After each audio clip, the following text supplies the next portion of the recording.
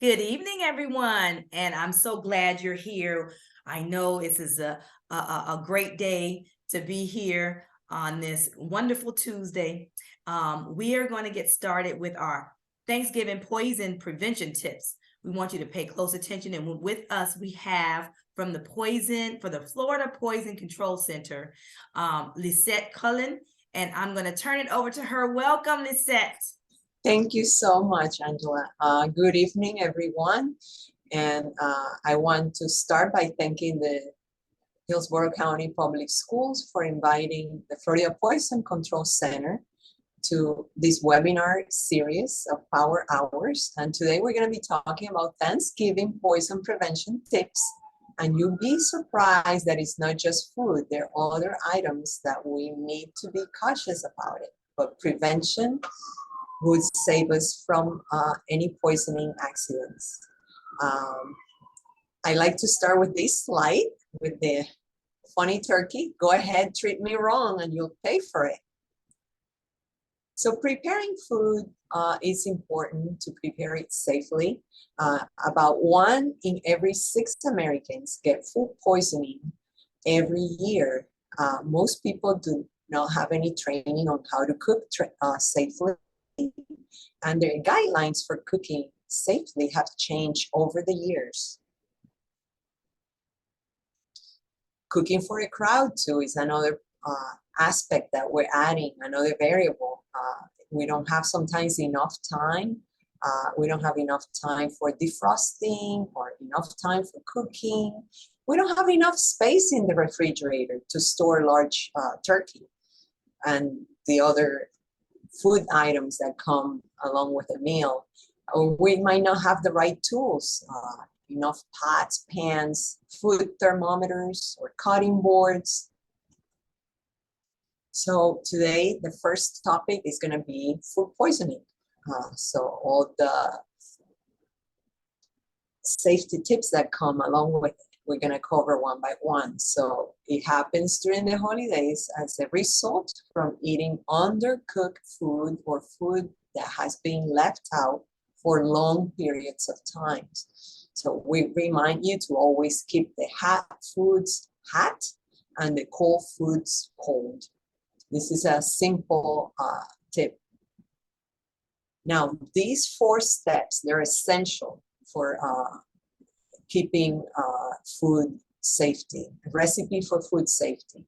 Number 1, clean, and we're going to cover one in details, each one. Clean, separate, cook with the thermometer, the food thermometer, and chill. And I'm going to explain one by one in details in the next slides. So we want to wash our hands with warm water often, especially in between handling foods that are wet or dry. We're not going to forget under like jewelry, like rings, under finger nails. So we want to get a good cleaning with enough hot water or warm water and soap for 20 seconds. And we kind of all learned that with COVID, how to wash our hands. We're going to keep the counters, all the surfaces where we're going to be preparing the food clean, and we're going to wipe them with hot water and soap regularly. So the first step, thawing the turkey. The best advice that the Florida Poison Control Center gives is to thaw it. The best option is inside the refrigerator. And you have to keep in mind that it might take, depending on the weight of the turkey, it might take several days for defrosting. It's about 24 hours per every 4 to 5 pounds of turkey. So 24 hours per 4 to 5 pounds of turkey. That's why I said it might take several days. Usually, depending on how large the family, how many people you have invited over for dinner, it might be anywhere from 15 to 30 something pounds or 40 pounds. So look at the tray. You want a high wall pan that is not gonna let the water touch any other foods. As the bird thaws, water is gonna accumulate. So that's why you want a high wall pan under your bird. You're also gonna try to store it on the bottom tray. So in case it spills, it doesn't drip over other items that you have in the refrigerator. And you wanna try to keep it as separated, not touching from any other food or items inside the refrigerator to avoid cross-contamination. So here is a diagram. So you have an idea. On the top, of course, you have the pictures of the birds, large to smaller, from 20 to 24 pounds. You want to take it inside the fridge. This is inside the fridge, the Friday before Thanksgiving. Remember, Thanksgiving is the 4th Thursday of every November. So the Friday before, you're going to take any bird, 20 to 24 ounce, move it from the freezer into the refrigerator in that high wall pan. 16 to 20 pounds the Saturday before Thanksgiving. 12 to 16 pounds the Sunday before Thanksgiving.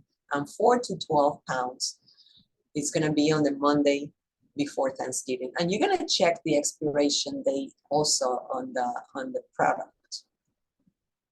Now, if you don't have enough time to thaw it for that many days in the fridge, you could place the turkey. Remember, we highly recommend that you thaw it inside the fridge. But if you can't, you're gonna thaw it in cold water inside the package. You're not gonna remove the packaging now, the bird out of the package. So you're gonna keep it in that plastic lining, and you're gonna have to change the water every 30 minutes. So this method would take up to 12 hours. So it's not a good idea to leave it overnight because you're gonna be sleeping and you're not gonna have time to be waking up every 30 minutes to change the water. So you're gonna have it in that icy cold water, changing it every 30 minutes for up to 12 hours. And you see how they use a thermometer to make sure that that water is nice and icy and cold. I know this is something I learned too. I used to rinse my meats, so it's not a good idea to rinse the chicken, the turkey, fish, or raw meats prior to cooking. You're gonna be splashing the juices, and as the water hits the meat, it might splash over the counter or the faucet or some food items near the counter, the kitchen sink. I'm sorry. This is another important thing. Remember that chart at the beginning about the 4 safety steps? The second one was separate. We're gonna keep the raw meat, poultry, seafood, and eggs separate from other foods. And we're gonna try to use different cutting boards for each one. If you only have one cutting board, it's very important, it's very crucial that you wash the cutting board with hot water and plenty of soap before you put another food item to cut, especially if it's a raw item that is not gonna be, not gonna be able to kill the bacteria with heat. And also use a different plate for raw and cooked items. For example, if you have your bird on a tray and you put it in a different plate or tray to cook in the oven, after it's cooked, you're not gonna put it on that platter that had the juice of the uncooked bird. So you don't wanna cross-contaminate that. Again, wiping down the counters, cutting boards, and utensils between recipes, especially if you have raw meat or leafy greens on the cutting boards, since both could carry salmonella. So food poisoning, you would not believe it, but this could happen. Usually the symptoms appear within 4 to 12 hours after eating or drinking contaminated food or drinks. So it's fairly quick, 4 to 12 hours. The symptoms could be stomach pain, usually vomiting and diarrhea. And this is preventable by following the steps that we're learning today. So you're gonna use soap and hot water or a sanitizer, especially if you're preparing to chop fruits and vegetables that will be served raw.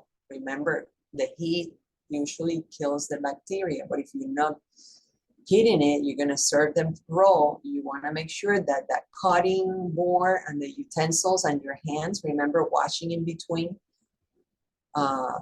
foods. It's very important that you wash them with warm water and the cutting board with hot water and soap. So ideally, we recommend that you have, and so you avoid confusion, different colors for cutting boards. So you don't get mistaken in between, especially for cutting meats and vegetables.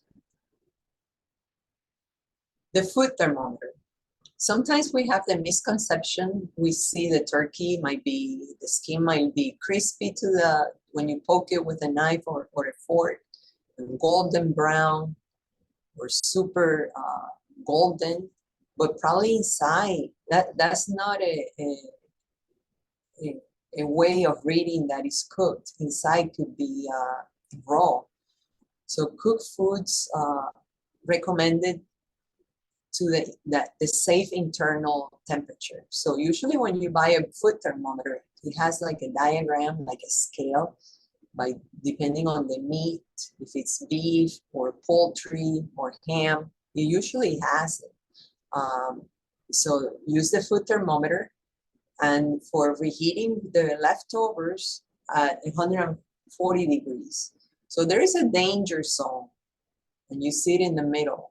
It's anywhere between, especially here in Florida, could be in the 80s or 90s. If you're gonna be outside or even inside the house. So that danger zone, it's very common. At room temperature, after the food is cooked, and we're gonna move on to that, there is a time limit before you refrigerate it. And in between, if you're using the thermometer, it hasn't reached the temperature, you should let it rest at least 3 minutes before you recheck it again.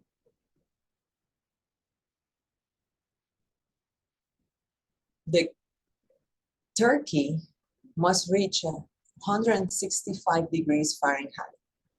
That's when it's cooked inside. The internal temperature of the turkey should be 165 degrees inside. And did you know that the biggest risk of food poisoning comes from, remember that slide at the beginning? The turkey that was saying, if you don't treat me well, you'll pay for it. Most of food poisoning during Thanksgiving comes from uncooked turkey. So make sure that you use a food thermometer and it reaches 165 degrees.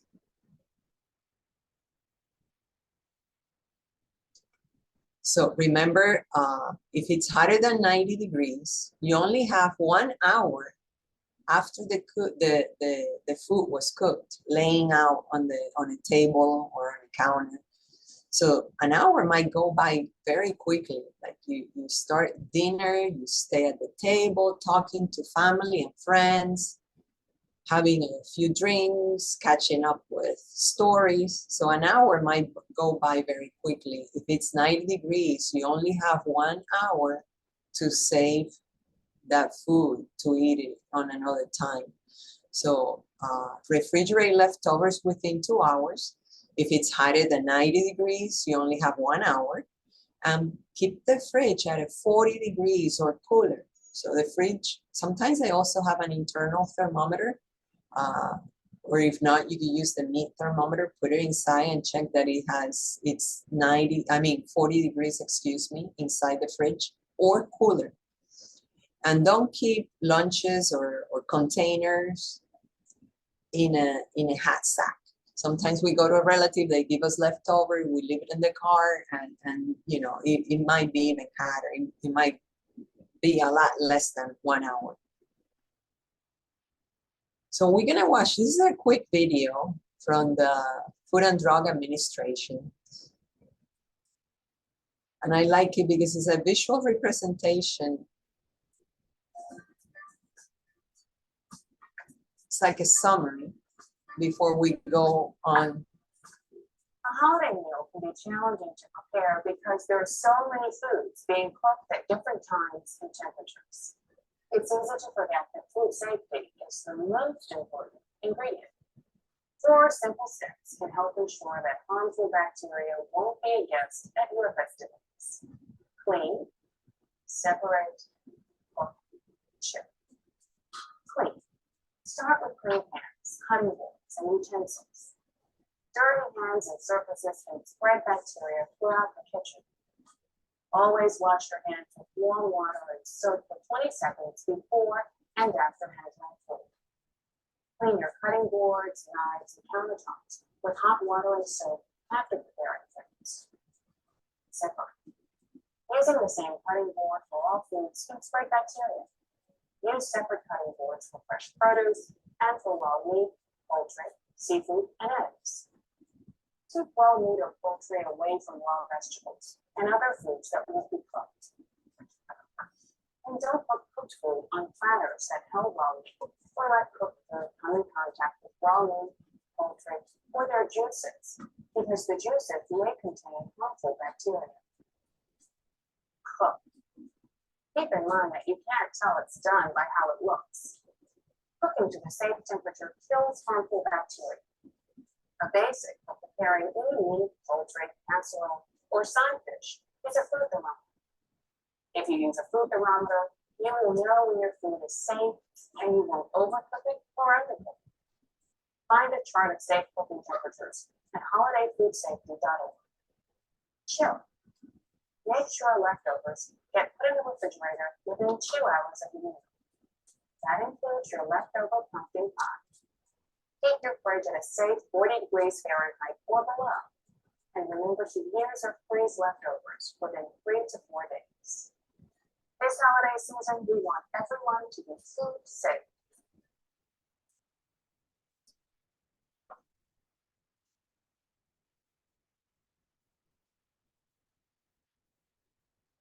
And human services.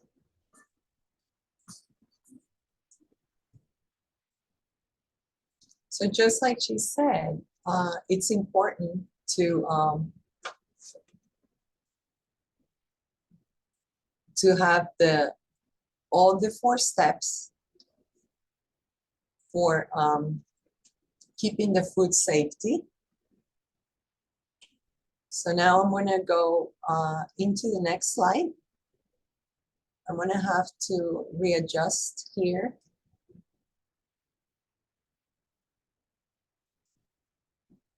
So this is another topic that we only think about food poisoning, but another poisoning exposure that happens during any type of holidays is unfinished alcohol beverages that might be laying around and left out, and they pose a risk to children. They might think it's a drink, they might look like apple juice or cranberry juice. They don't know, or they might know and be mischievous. So just to avoid it, you have to be very careful when you're serving alcoholic beverages and supervise, especially young children.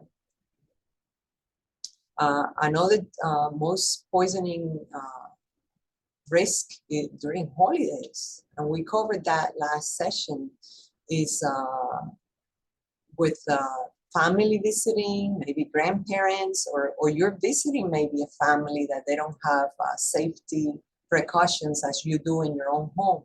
So like you see on the purse, there is a pill box. Sometimes there is several medications, like a cocktail of different pills available that a child can have access to it, and they're not in the original container. So it might be hard to identify the name of the pill, the concentration. So, you know, just be mindful of it. And for that, We have some prevention tips.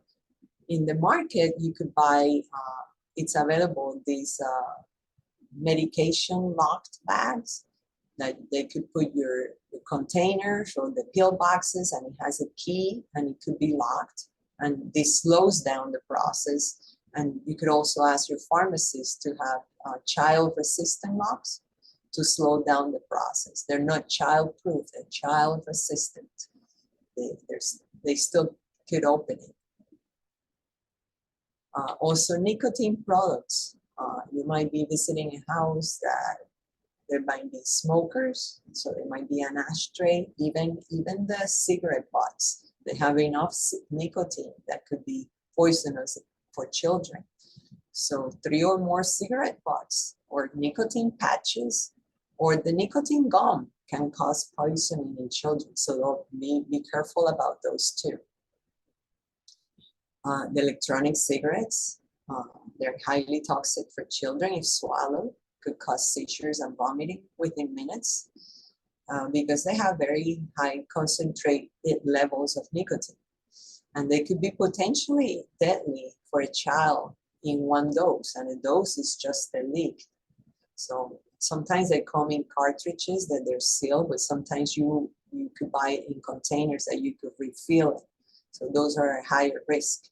And it could also be absorbed through the skin, so not just orally, like swallowing it. It could be absorbed through the skin if it spills and it's touched and they're exposed. So the America's Poison Control Centers, this is a small chart of the data of cannabis edibles. Look at the exponential growth of exposures in children younger than 12 and under, from 2016 to 2021. So, honestly, how can they avoid? I mean, they're so tempting. They look good and tasty. It could be salty snacks too. It could be chips or Cheetos. So just be mindful and be careful. The safety way of avoiding this from happening, if they're locked up, away and out of sight. I like the last one, out of sight, because if they don't know that it's there, or when you hit them, it would be even better. But also lock them up and put them away. So if any accident happens, just know that there is a service, there is a poison control. They're all over the country. It's a national helpline. And when I say national, means the number, this 1-800 number, 1-800-222-1222, works anywhere in the United States. It's around the clock. It's 24/7, the whole year. Thanksgiving, if you have an accident or if you have a poisoning question, you could call us. We're going to be open. We're open during holidays. We're open during natural disaster, it never closes. The person that answers the line is not an operator. You're going to be talking directly to a doctor, a nurse, or a pharmacist with a specialty. They're certified specialists in poison prevention, and they could offer tips on self-care. I wish you all a happy and safe Thanksgiving, and I hope you follow all these tips. And know that if you have any questions or a poisoning accident, a poisoning question or a poisoning accident, you can call the 1-800-222-1222. And the help is confidential, fast, and it's a free service where you have medical expert advice. So just a phone call away. If anybody has any questions, I'll be glad to answer them. For that, you? All right. Yes, we do have some questions. Thank you for that. The first question I see here is, what is the state doing to control edible access in the marketplace? It is on convenience stores, counters, and shelves. And if you read the content, the language of consumption, and servings is inconsistent, even dangerous. So what is the state doing to control edible access in the marketplace? Unfortunately, I don't have that answer for you. From our side, what we could do for yourself to prevent it is to always be vigilant.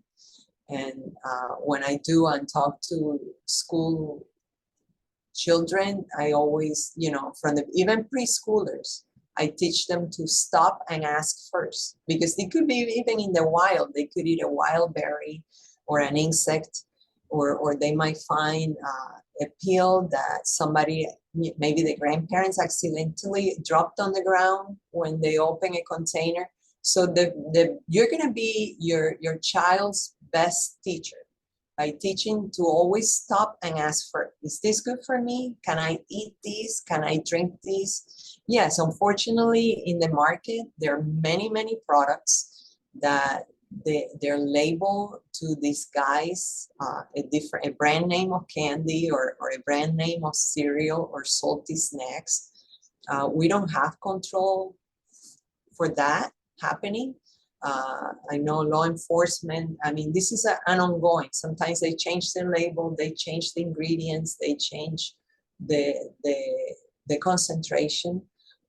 What we could tell you to protect the safety of yourself and your family is always read, get a good lighting. Don't assume that something that looks similar, even products that might look alike, like cleaners and chemicals, always turn on the light.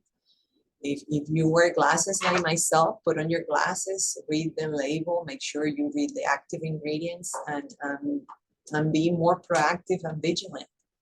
I'm sorry, that's the only explanation. And if you have any questions, remember this line, this 1-800-222-1222 is also for poisoning questions. If you have a question, you could call.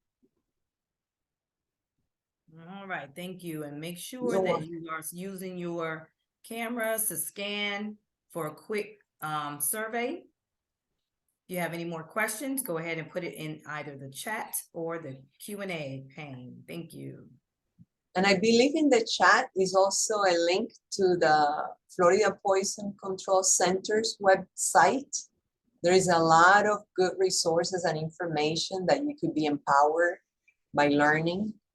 And learning what, there's an area for news, there's an area for educational material with a lot of flyers and brochures that you can browse and download electronically and learn more about different topics.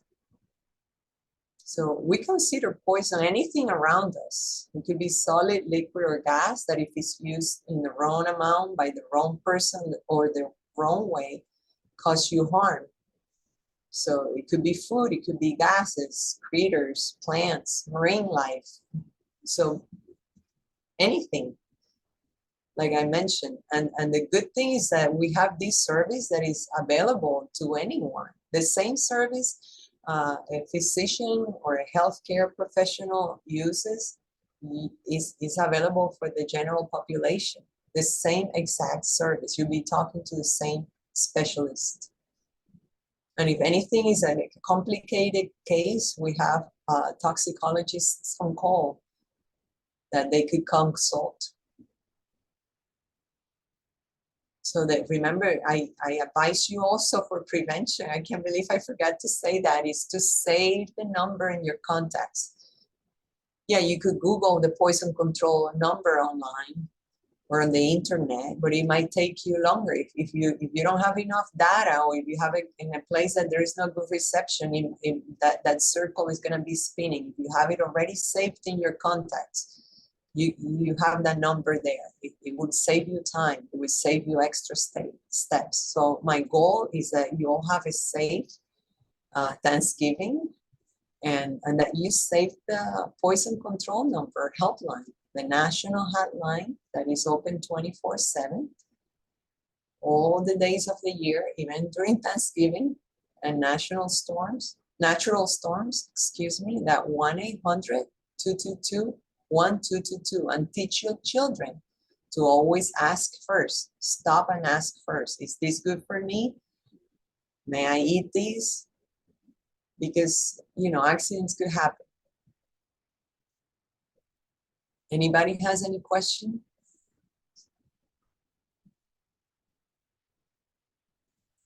No more questions at this point. So thank you so much, Lisette, for everything, all of that great information. I think we are ready for Thanksgiving, no cross-contamination. We're going to cook the foods. We're going to follow all of the instructions, and we're going to keep that number saved in our phone so that if an emergency happens, we are in contact with the Poison Control Center immediately. So thank you so much. Thank you all for joining us tonight, and we'll be back with other sessions. Until then, so long. Happy Thanksgiving.